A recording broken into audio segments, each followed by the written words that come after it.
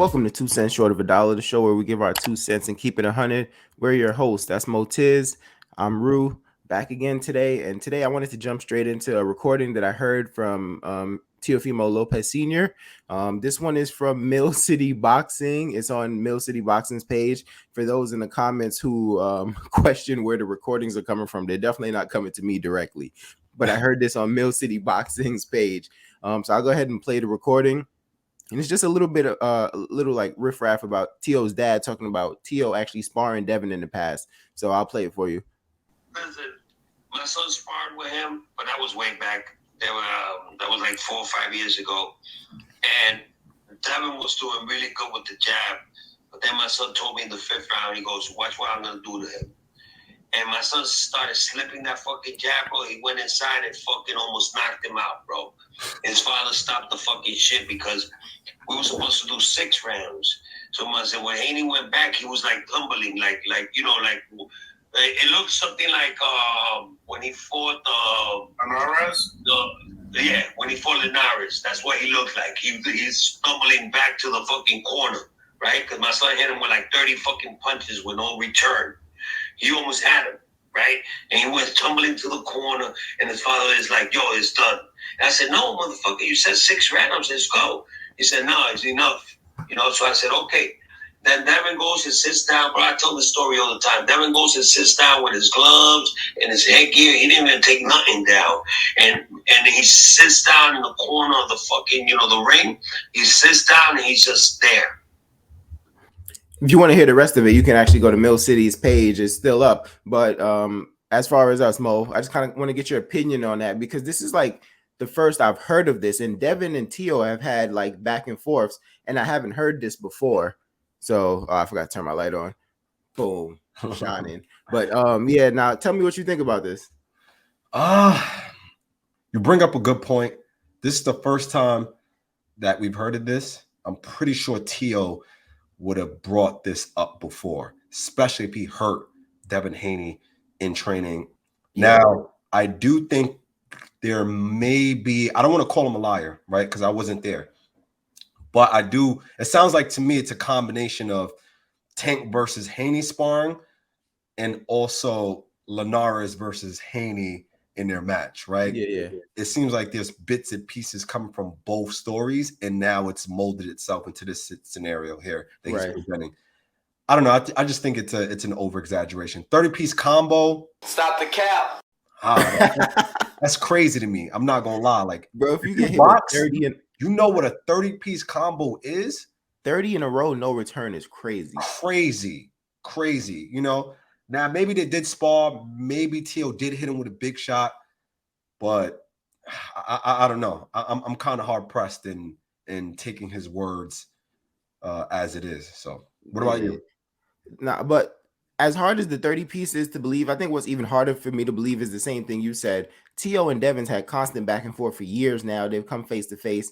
Tio is not a guy that holds back. Tio would have said, yo, remember that time when I hurt you in sparring? Or, remember that time I did this to you? I hit you with this 30-piece combo and you ain't have nothing for me. So I'm kind of shocked that this is coming out now because I want to say, like, what reason do they have to lie, right? But the story just sounds so far-fetched. Sounds like, Errol Spence with that stop that cap, you know what I'm saying? But it's like, I can't believe this one because, like, but strictly off of not even how crazy the story sounds, just because, like I said, Tio would have told Devin to his face, I hurt you in sparring. I'll do it again to you, when they had the back and forth and they were potentially going to go fight.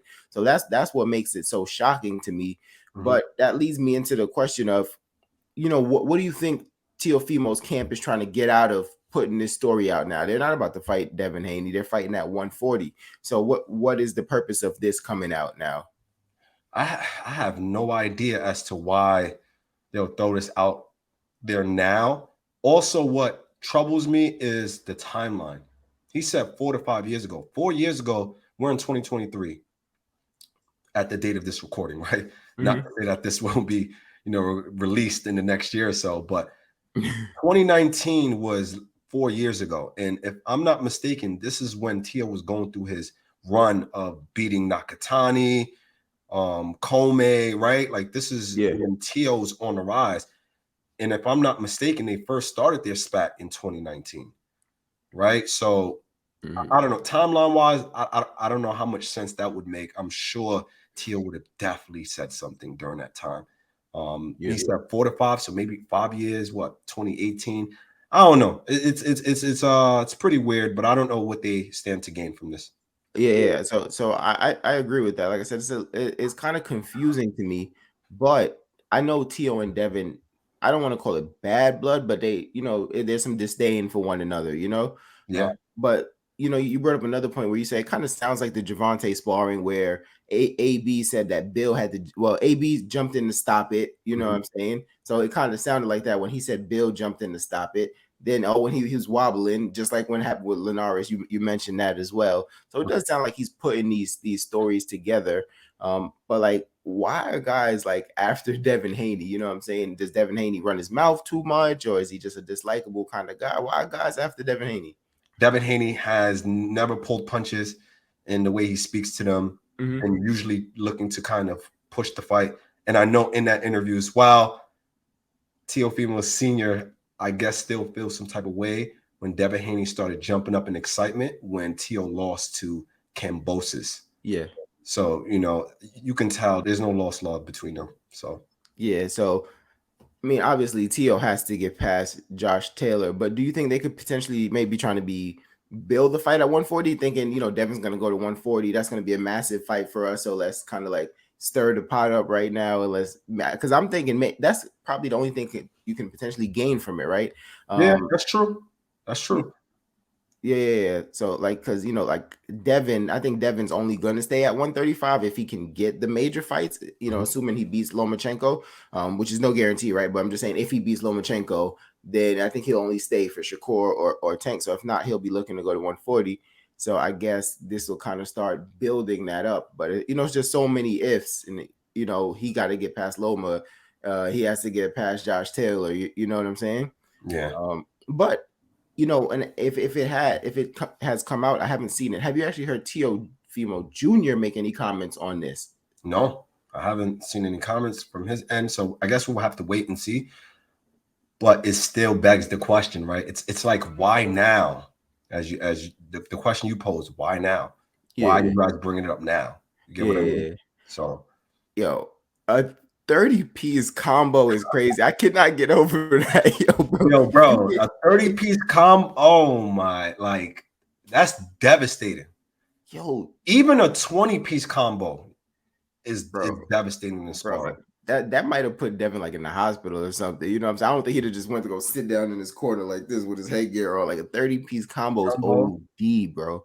Yeah, that's I don't know, man. And there's always two sides to a story, right? You have the two sides, and then there's always the truth. So I wonder if Devin Haney is going to respond to this, and I wonder what he would say. I think he made it like a post and just like no comment or something like that the day it came out. So I guess for him, maybe he feels like it's not worth it to really address or entertain this. Okay. I don't know why, but I'm interested to hear like Cambosis' viewpoint on this, because he always seems to rear his head and make some kind of comment, and he's like right in the heart of this, right? He's kind of the one who prevented these two guys from fighting. Yeah, you know what I'm saying? Him beating Teofimo. So I don't know, but tell us what you guys think. Do you guys believe this story? Have you heard this story before? Have you seen any footage? And what do you think about the 30 piece combo that Teofimo allegedly hit Devin Haney with?